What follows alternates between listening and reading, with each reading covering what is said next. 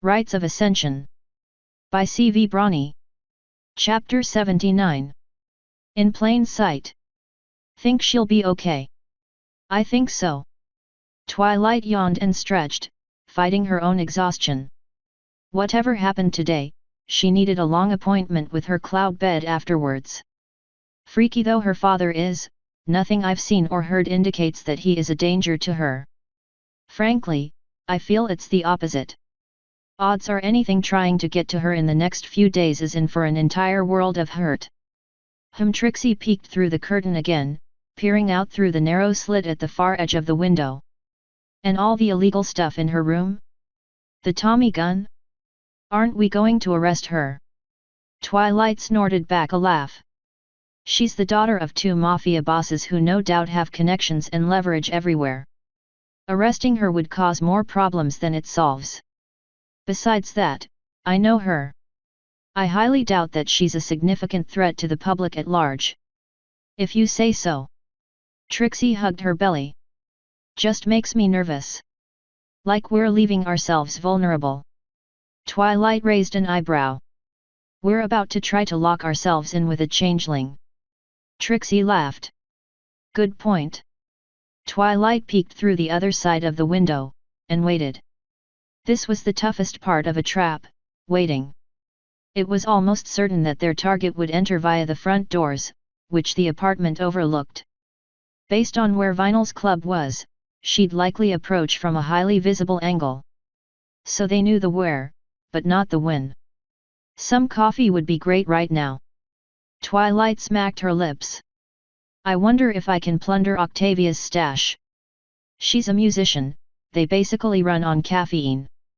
I can leave some bits behind in compensation. Twilight, 12 o'clock. Twilight blinked and focused in. Far below, Twilight spotted the unmistakable neon blue mane and purple sunglasses. That's Vinyl. We got her. She switched to her magic sight and locked onto the wellspring. Normal unicorn wellspring, at least as far as I can see. Which means she's definitely a changeling. I know Vinyl, she's a lot more powerful than she looks. There's no way her wellspring is so bog standard. She's stopped. Twilight let go of the magic sight, and let herself meet the purple lenses. She felt a mental knife in her chest. Vinyl was looking right at her. Damn, I think we've been made. Somehow, Twilight could feel Vinyl's eyes narrow. Trixie lit her horn. Cray-op. Yep, we've been made. Twilight powered her horn while her target turned and ran. A crucial couple seconds and 10 pounding heartbeats later, Twilight tore through space-time. Her vision smeared and streaked as her teleportation spell crashed into the ward intended to capture the changeling. Her heart felt as if a sledgehammer was smashing into it, but she would not be stopped.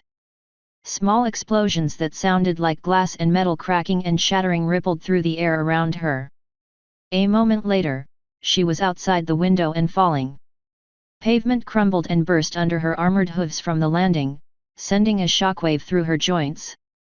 Shards of glass like magic fell around her, some still obviously parts of magic circles that had been broken. They evaporated as soon as they hit the ground, leaving no physical debris. She had broken the wards, not the window. Stop! Twilight relit her horn as Vinyl disappeared around the corner. The fabric of reality cracked with thunder, and her catapult spell launched her through the air. Pink, purple, and black streaked behind her in a rainbow, leaving stardust in her wake. She flew straight ahead, paying no heed to gravity. Vinyl was dead ahead now, and Twilight was closing despite her quarry being in a full gallop. Inside the changeling's body, the wellspring grew brighter in the same, muted, blue-purple color as before. In the next moment, green light consumed it, and a changeling took flight. Moreover, the wellspring had changed entirely to green. 2 more cracks of thunder, and Twilight slammed into the ground ahead of the changeling. Concrete flew into the air, peppering both of them with rocks. She watched the changeling tumble in the air, but her smirk faded as it took control of its flight again. Oh no, you don't. The changeling took off with a burst of speed, dragging small bits of debris in its wake. A shrill buzz from its wings took over the air. Twilight hit the ground, galloped twice, then jumped back into the air. A teleport later, she was back in the race. Ponies with shocked faces on the ground blurred by her as she teleported twice more, rushing through the air like a hawk. She caught up to the point where she could count the holes in the hind legs of the changeling, and then it turned. Her eyes followed it into an alley, but her body kept going. The world spun around, boxing her head and ribs as she tumbled. She gripped the ground with her hind leg, and kicked herself back in the other direction. She catapulted ahead through a teleport, then another, to turn her into the alley. She landed on her hooves, and slid to the end of the alley. Before her was a sea of ponies, packed to standing room only. Every spare bit of space on either side of the road was positively crammed with earth ponies and unicorns. The only reason Pegasi weren't there is because they were on low-hanging clouds. What was in the middle of the road, however, was what had Twilight's jaw agape and her eye twitching. You have got to be kidding me. A blast of music from a band removed all doubt, this was a parade. You have got to be kidding me. Twilight screamed and kicked in frustration, knocking a few bricks out of the building next to her and earning more than a few strange looks. She switched to her magic sight, but all she saw was a sky's worth of lit dots. Sighing, she turned and marched off back down the alley. A parade. It had to be a parade. Here. Now. Twilight smacked herself upside her head. Day. Of course. It's freaking Emergence Day. There's going to be parades all day and celebrations all night. I can't think of a more perfect changeling hiding spot. Aurora was hiding a laugh, which would have earned a look from Twilight if she had a body for it to be aimed at. I think it's safe to say we lost it. And it's already getting close to the end of the day. We're going to need a fresh approach, since the hive knows I'm here now. Trixie ran up to them, short of breath and panting. Bad news, Twilight. There's ponies everywhere. I couldn't cut it off. Yeah, I know. Twilight's leg stomped another crack in the pavement. Just had to be the anniversary of the formal truce between Earth ponies and Pegasi. We really picked a great day to be looking for a shapeshifter. What do we do now? That was our best lead. And your friend is off in Canterlot. Twilight closed her eyes, took in a breath, and let it out slow. I have a few ideas. First, though, we need to leave a note for Octavia. Then we need to get some food and find a place to think and settle on a new plan. Trixie rubbed her foreleg like a shy debutante. Shouldn't we be a bit more rushed on this? We just confirmed a changeling presence. A presence that's likely been in place for a while. I don't have any evidence to suggest we're looking at an imminent large-scale attack, and I'm not worried about casualties since changelings almost never actually kill ponies. Much better to keep them around and suck love from them. Trixie covered her mouth to hide a snort. Twilight just rolled her eyes but didn't hide her smile. Oh, grow up. You sure it's this way? Twilight asked, following Trixie down the theater district of Manhattan in the late afternoon. Unlike the strong mix of backgrounds in Central Park, the ponies here were mostly rich, or at least upper middle class. The sheer number of fancy dresses alone made her bare coat shiver with self-consciousness. Even her armor torque didn't quite feel the same as having a dress to fit in. On top of that, the evening life was just getting started. Manhattan never slept, but it was most alive in the hours just after sunset. Encircling the theaters near them were nightclubs and enough restaurants to feed an army. It was one of those restaurants that they were heading to. I'm sure. Trixie reaffirmed. Trust me. I looked up every restaurant hidey-hole of every mob organization in the city when I was desperate for a loan. Octavia's dad runs an organization on the rise, and was my second choice. Twilight's ear twitched. I'm almost afraid to ask, but, what made you choose the organization that you did? Honestly? I thought tailored trade would turn me down. Not enough money in it. I was small potatoes. This compars's family was known for making smaller loans. I sure paid for it in the end, though. Twilight's throat ached in sympathy to the tears she knew Trixie was fighting. Well, don't worry about that anymore. I'm certain Shining took care of it. Ha! Trixie tilted her hat forward. Working with you, I have all new reasons to worry. But they're good reasons. Causes worth worrying over. That's the spirit. Come on, let's go contact Octavia, then go find us some trouble. Oh, I'm sure if we sit still it'll find us. They walked into a large park area that was a bit of a shortcut through the block. It was mostly lush grass with some sparse maple trees scattered about, and a little artificial pond near a picturesque gazebo and bridge. The main attraction, though, was the center of the park, where an outdoor theater capable of seating a few thousand ponies stood. It was famous for the dome's futuristic solid steel look and the frequency and variety of shows. The sun had just dipped below the horizon as they marched through the scattering of ponies that were either waiting to get in or hanging around the periphery to listen for free. One group in particular, though, made Twilight tilt her head in curiosity. It was a small gaggle of mares, each dressed like a teenager's idea of Luna's night guard. None got the uniform right, but that was probably the point given the customization on each costume. Nearby was an earth pony stallion paying keen attention to them. He had a utility belt and a yellow shirt with security stenciled in black on it. Trixie was staring at them, too. What's with the fan squad? Fan squad? Twilight blinked. What do you mean? I was in entertainment long enough to recognize dedicated fans when I see them. They're here for some pony, or something. One of the mares squealed hard enough to box Twilight's eardrums. There he is. There he is. Blood Moon, over here. Blood Moon? Twilight followed their gaze, and sure enough, as the crowd parted a little, she saw the Pegasus standing there still clad in his night guard armor. He shot them a wink. Twilight had to hold Aurora back from deploying from the sonic attack of all four mares screaming their lungs out. Trixie had covered her ears early, evidently seeing it coming. Blood Moon looked up, and his eyes went wide. Lady Sparkle. He made a beeline for her, then dropped into a bow. I didn't expect to see you here. Do you require my assistance? Are you in trouble? Twilight giggled and motioned for him to rise. No, and always, in that order.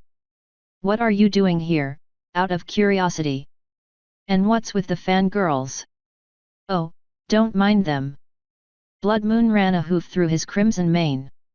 Luna allows us time off to rest and recover from the rigors of our work, so each month I come to a show here. It seems some young ladies have figured out my little schedule. Come on, he's right there. One of the mares, this one with a pixie cut of a mane, yelled at the security guard. We won't cause trouble, we just want to meet him, that's it. Speak for yourself, girl. The one with pigtails and glasses said, biting her lip. No accosting the VIPs, period, the guard barked back. Twilight smiled and turned back to Blood Moon, speaking with a soft voice. It seems you're quite popular. That's part of the plan, isn't it? Come to shows regularly, get fans, show ponies that you aren't monsters or Nightmare Moon stormtroopers. Luna ends up looking better in the end. Blood Moon gave her a wink. Surely I have no idea what you'd mean by something so sneaky. Trixie smiled and rolled her eyes. Of course.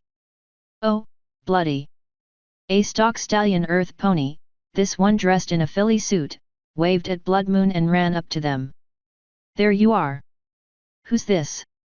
Twilight looked over at the mares as the new stallion approached, and they all looked pale as ghosts. And why'd he use that awful nickname? Wait. Oh, Danish, it's been too long. Cardinal Blood Moon pulled Danish into a deep, full kiss. The kind of kiss lovers made after a long time apart to reunite their hearts and souls. How are you, darling? Twilight smirked and looked over to the mares. The earth pony nearest the tree grabbed hold of it and started banging her head into it over and over. Why? Bang. Does. Bang. This. Bang. Always. Bang. Happen. Bang. To. Bang. Me. The second did a rarity-like feint, falling over backwards minus the couch. This is awful. The third flopped to the ground and covered her head with her hooves. This is a catastrophe. The fourth, the one with the glasses and pigtails, was smiling and giving her tail a happy swish. This is better. Twilight and Trixie both broke into snickers as the two lovers went off to see the show, and the fangirls left wanting so much more. Well, that was a nice diversion. Trixie waved to Twilight to follow her. Hopefully Octavia is still at the restaurant by the time we get there. Should be. Twilight trotted up next to Trixie as they turned a corner down towards another street. That or back at her apartment. Trixie took in a breath, and hesitated as they reached the road they were looking for. How do you want to play this? It's going to be a big deal if the Grand Mage is seen going into a mob hangout. Ponies could assume corruption. Good point. Twilight fished around in her saddlebags for a manila envelope. And a pony asks, I'm conducting a search. Sounds like a plan. It's the third place on the right, the fancy one with the patio seating. The one that looks totally packed. Yup. They arrived at the Nosh, which was apparently trendy to a fault. There was a line going out the door, despite the ample seating. The sign on the wall said the maximum occupancy was 300. Twilight did a little math in her head and guessed at a probable hour-and-a-half wait if they were getting a seat like any normal visitor. Twilight eyed a route through the crowd and to the reception desk. Okay, heads held high, and just roll with whatever I go with. Gotcha. Twilight marched into the line, weaving her way left and right, cutting through the line like a fish through water. Unlike the work camp a few days ago, the ponies around her essentially ignored her. One had to get their name on the list before getting a seat, after all. Unless, of course, one were the Grand Mage. Excuse me. Twilight looked the mare at the desk directly in her eyes, holding her envelope in her magic. The mare sighed. Search or arrest? Wow. I guess she's used to officers showing up with warrants. That depends. Let's start by talking with your boss Tailored Trade. I have reliable information that he's here. The mare sighed and pointed to the far back of the restaurant. See the big guys by that door? Go talk to them. Oh, fun. Twilight motioned for Trixie to follow, and they made their way through a sea of diners enjoying what actually looked like good food. Interesting. Trixie whispered. I'm actually kind of surprised. This isn't a money laundering operation like I've ever seen before at Scomparsa's setup. Those places will serve you 10-bit stale crackers. Twilight's stomach growled at the scent of a hollandaise sauce that looked so delicious she would likely eat an old boot of it if it was served with a side of it. They could still have overpriced wine, and even if not, every pony needs to eat. It's not like the wealthy to eat fast food every day, after all. Trixie hummed an agreement as they arrived at the door. Two minotaurs with hands that looked like they could crush coal into diamonds were standing guard over an otherwise unassuming door painted the same light blue as the wall. Twilight cleared her throat. Here goes nothing. Good evening. My name is Lady Sparkle. I have an urgent matter to discuss with Octavia, and I've been told she's here. The minotaur on the left reached over to the door and gave the handle a turn, opening it to reveal a small hallway. Last door on the right, ma'am. Twilight blinked. Hey. Did not expect that. Thank you. Trixie followed as they walked in and the door shut behind them. The hall was relatively unremarkable, save for the somehow even larger minotaur guarding their target door. He was standing in an area wider and taller than the rest of the hall. The minotaur probably had to crawl to in order to take his post. However, this one, too, opened the door without a fuss, and they stepped into a room of luxury worthy of Canterlot. Marble floors and pillars, water features, plush cushions and seating, and even a sunroof all gathered to anoint the wealth of a stallion who made millions off the suffering of others. Then again, Twilight thought. There's plenty of ponies that do that legally, too, which is just depressing. The man himself stood up. Lady Sparkle. Welcome to my restaurant. I do hope you bring good news. Octavia was next to him, and her mascara was running in a river of tears. Nearby was a wastebasket filled to overflowing with tissues. Twilight put her ears back. I'm sorry, Octavia. She was a changeling, and the drone sensed my presence long before it could walk into my trap. Octavia wailed and sobbed into a pile of silk napkins. Looks like the weight of things hit her. Twilight swallowed. I still think the real Vinyl is alive. Changelings almost never kill their captives. What I have to do is find their hiding hole and rescue her, along with any pony else they may have captive. Sounds good. Tailored Trade stood as solid and strong as a soldier in his prime. What do you need from me? Trixie tapped Twilight on the shoulder. Should we have told him about the... Twilight raised an eyebrow. I just chased a changeling down a crowded avenue. I'd be shocked if the newspapers weren't printing a special edition right now. Good point. As for what I need from you, Mr. Trade, I'm afraid there's little to discuss. The political ramifications of... You don't have foals, do you, Lady Sparkle? Trixie twitched a bit, lowering into a combat stance. Twilight held up a hoof to stop her.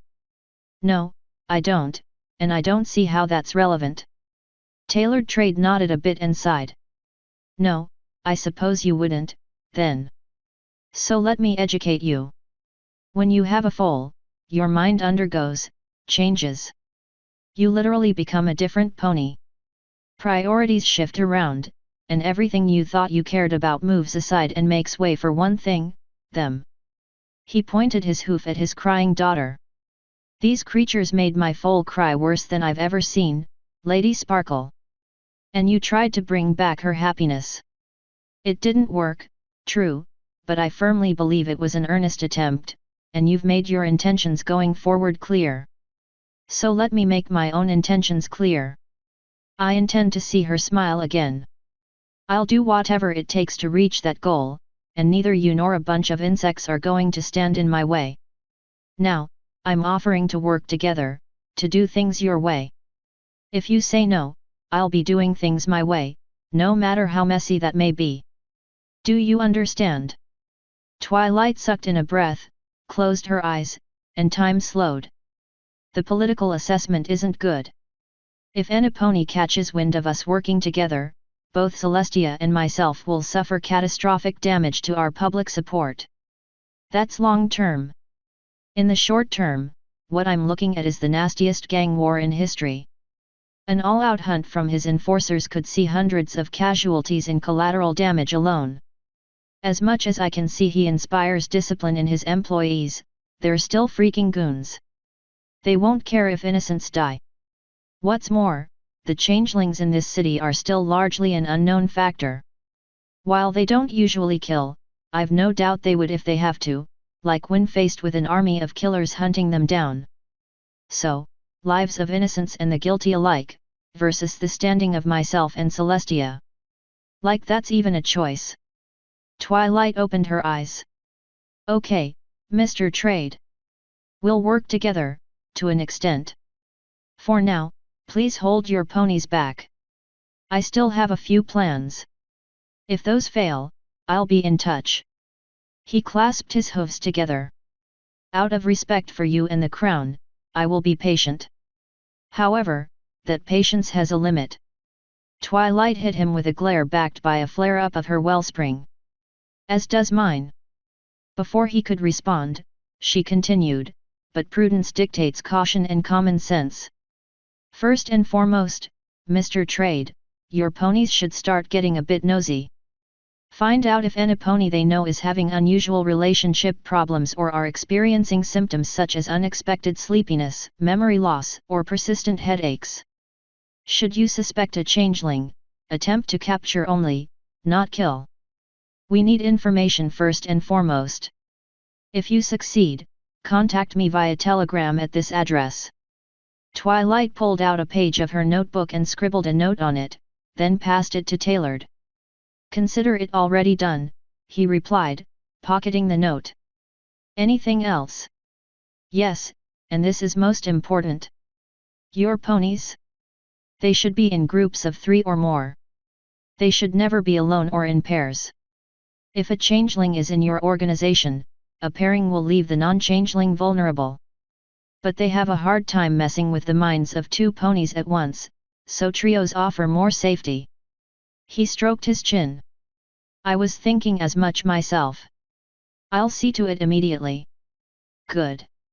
And Octavia? Octavia looked up from her napkins, and a sliver of her eyes was all it took to speak of true despair. Twilight took a step closer. Octavia, I am going to get Vinyl back, one way or another. I promise. Twilight stopped in the small park, and turned up her nose. Not that there was anything wrong with Park, it just wasn't what she needed, privacy. We could take Luna up on her offer. Trixie pulled out the letter the princess had given them. I'm sure the night guard would offer sanctuary. More than that, if we needed it. Twilight's neck itched, and she moved Aurora's torque form back and forth over it. But I don't know how long it'd take to find them.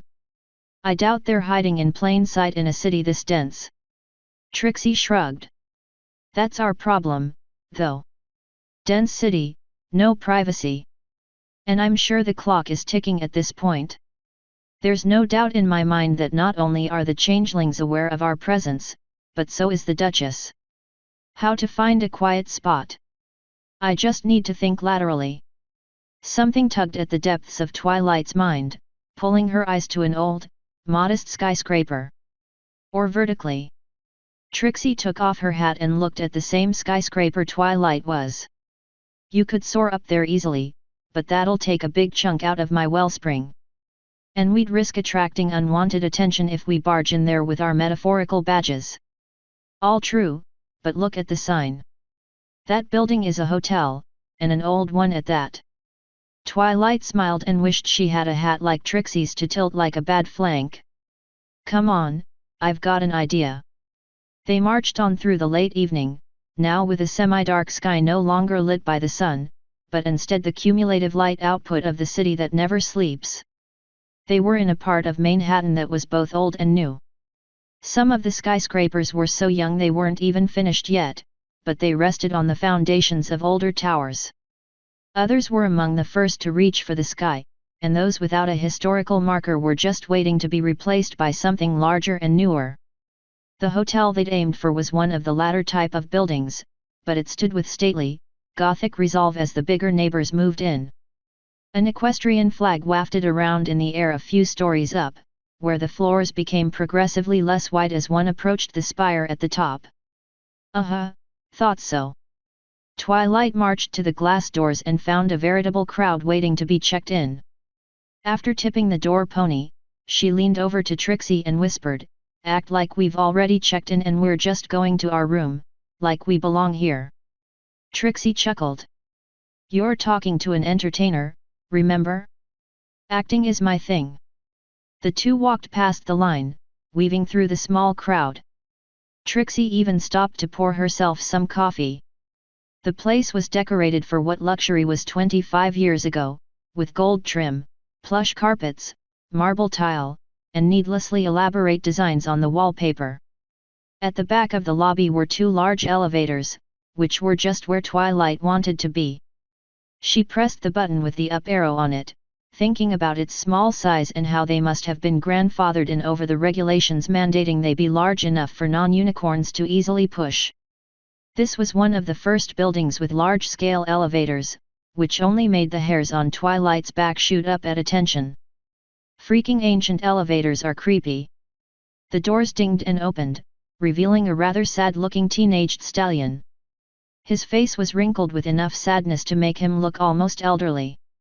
Going up, ma'am, he half asked, half moaned. Yes, please. Twilight stepped in, Trixie close behind. Floor. He groaned. Crap. I was just going to go to the top floor penthouse, but that might raise suspicion with this guy. Although, the way he looks, I could probably toss him off the building only to get a thank you. 25th, please. The words felt like a lie, since she wanted the 28th floor, and were a weight sitting in her stomach as the elevator started. It wasn't the pseudo-dishonesty that tasted foul on her tongue as much as who she was saying it to. A quick glance at his flank and she found a cutie mark with a lever on it, and it was clear. He'd been laid off and made obsolete by new control crystals that would likely take his job here, and anywhere else he'd ever think to apply. Poor guy. Who gets an elevator operator cutie mark? Here we are. The stallion radiated depression as he spoke and the elevator came to a stop. Trixie was out of the doors as soon as they opened. Twilight put some bits in the guy's pocket. Elevator repair training. Think about it, she said, stepping off into the hallway as the doors closed behind them. The hall was far less depressing than the elevator, with similar decoration to the lobby. It gave Twilight the feeling of being wrapped in a blanket, likely because it was the kind of decoration her mother adored. If nothing else, the deep carpet did muffle their steps, and made the whole place that much quieter. After a couple turns, they found a rather bland door under a red exit sign. Bingo! Twilight leaned against it, and started up the stairs. Now all I need is roof access. Like that door there. They'd arrived at another bland door at the top, and Twilight could hear the wind around them. Trixie batted a lock on a chain blocking the door's lever from working. That's kinda problematic. Twilight put her hoof on the lock, then closed her eyes. She reached out with her mind and felt the high wind on the other side of the door, the wide open sky, the freedom it promised with a kiss of ice. Click! Twilight pulled off the open lock and gingerly took the chain off, trying her level best not to make too much noise. Twilight 2, locks 0. She whispered to Trixie. Come on, we've got work to do. Put up a stealth shield. I don't want any pony nosing around us if I can help it. You got it. 1. I'm not interesting dome coming up. Trixie lit her horn, weaving the complex magic of photon manipulation. An orb of fuzzy, translucent blackness formed between them, growing a few dozen centimeters every second. As it passed Twilight, she weaved an additional spell into Trixie's. It glowed briefly, then was subsumed into the other. When it was done, they had a hemisphere of a shield around them that followed as they moved out onto the roof. Twilight sat down when they reached the center of the roof, and looked up at the muddy shield. It didn't totally obscure them, as that wouldn't do for her purposes. It also wasn't a combat shield, and anything tossed at them would pass right through it. What it did accomplish was make them hard to see, and any pony that did would be hit with a mental nudge, or suggestion that they weren't interesting and their attention was better spent elsewhere. Such spells danced directly on the line between sometimes forgiven and get added to the garden-level band, but the military special forces were allowed to employ them. As such, so was Twilight. Trixie sat down opposite Twilight. What exactly is your plan? Twilight smirked, then held her forehooves out in front of her. First things first. Calibration matrices. You, too. Trixie shrugged and held out her forehooves as well. Moments later they each had a complex magic circle in front of them. They consisted of several concentric rings with symbols between them, and a large open area in the middle. Twilight gave her circle a spin. Okay, time to make some magic. Trixie narrowed her eyes and raised an eyebrow at the same time, then pulled out a granola bar to toss at Twilight. Boo-hoo-hoo. Twilight just chuckled. You can blame Celestia for that one. She put it in my head. Anyway, my plan is to make a changeling detection spell. I got a good look at the fake vinyl with my magic sight. Her wellspring looked like that of a normal unicorn. Trixie looked around her, apparently for a clue to grasp onto. How does that help us? Wouldn't that be bad news? Maybe. Twilight drew a rough graph in the air with her magic. Wellspring size and elemental alignment in the populace as a whole are highly variable, especially among unicorns. But for any random individual, that set of variables will fall somewhere on a known probability curve. For instance, nearly half of all ponies have a normal wellspring size. What that actually means is that the size of their wellspring is within one standard deviation from the mean. To have a wellspring size exactly at the mean, or at least so close it's hard to tell otherwise, is a little rare. The fake vinyl also had a fairly common elemental alignment that was a bit muted and evenly mixed. For unicorns, that's actually pretty uncommon. Almost all of us have 3 to 4 primary elemental alignments and several more that are in the background, but one is usually dominant. Still, it's not unheard of or even super rare. However, I saw something interesting when the changeling ran away. When it called on its power, the wellspring flared to life, and regenerated all its magic evenly across its profile. The color didn't change. The light dawned in Trixie's eyes. That is weird. Usually the dominant one regenerates magic faster. Right.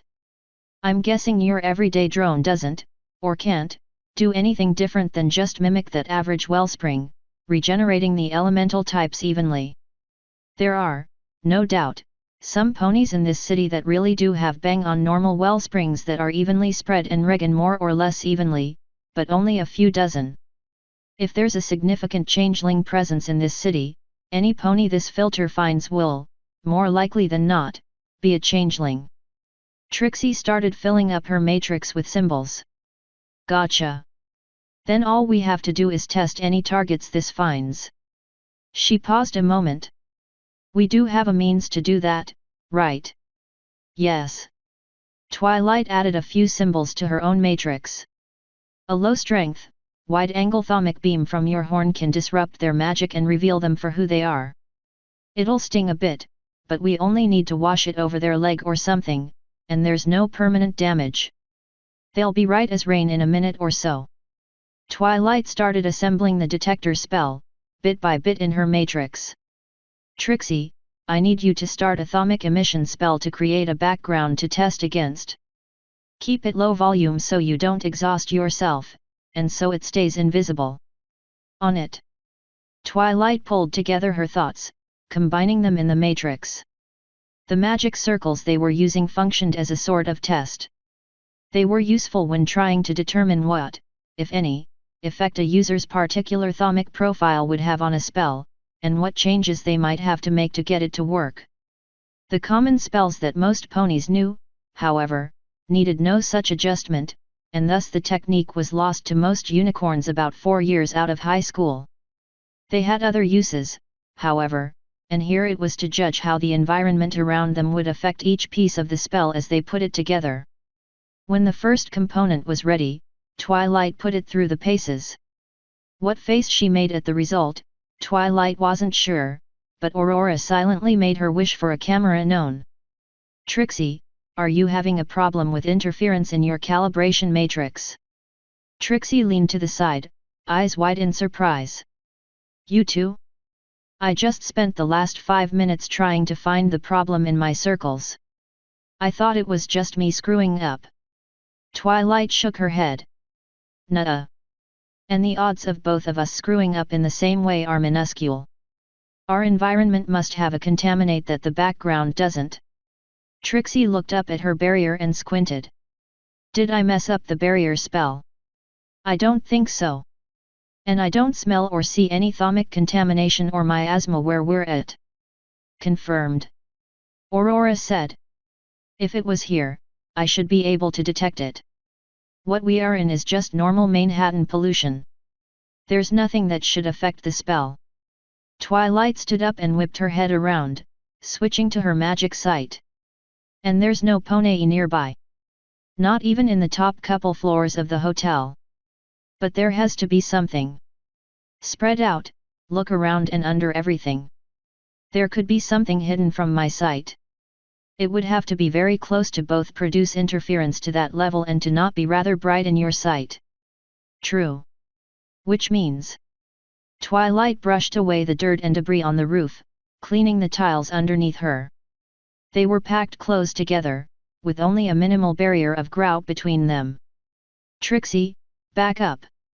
I need to try something. She grabbed a tile with her magic, pulling on the entire side of it like a giant suction cup. She wiggled the aura on the edge to sneak underneath it, and pulled.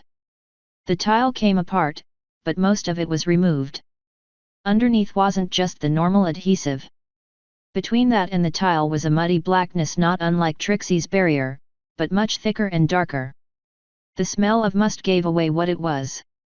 Twilight tossed the pieces of tile aside. Merker. Perfect for hiding something you don't want found, and apparently it even blocks my sight. Hang on while I blast this. She pushed magic into her horn, pressing it into a tiny point, then fired at the merker. The beam hit a barrier of sorts, but it soon broke like sugar glass, and the merker evaporated into the air. Underneath was another mystery, and it sent a shiver down Twilight's spine and clumped into a bit of ice at her dock. A dark green ooze, nearly solidified, was present under the merker.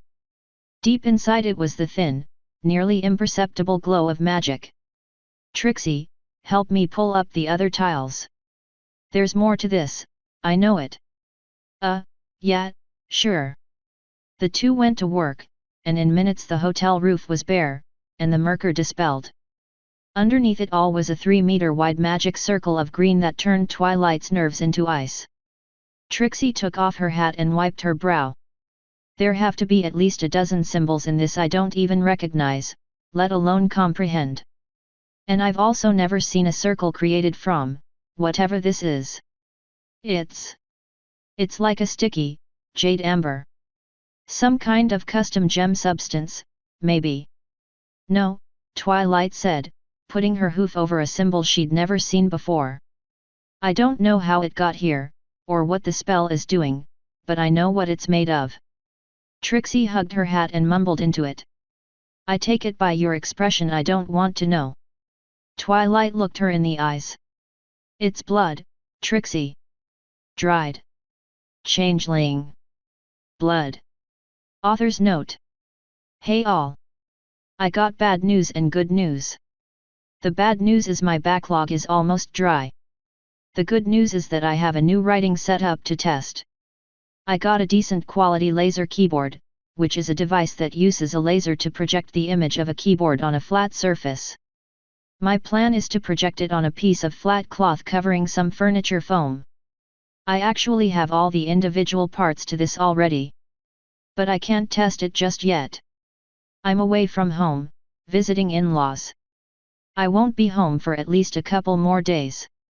This also means that I wasn't able to focus on editing quite as much as normal, so this chapter could also see minor updates in a few days.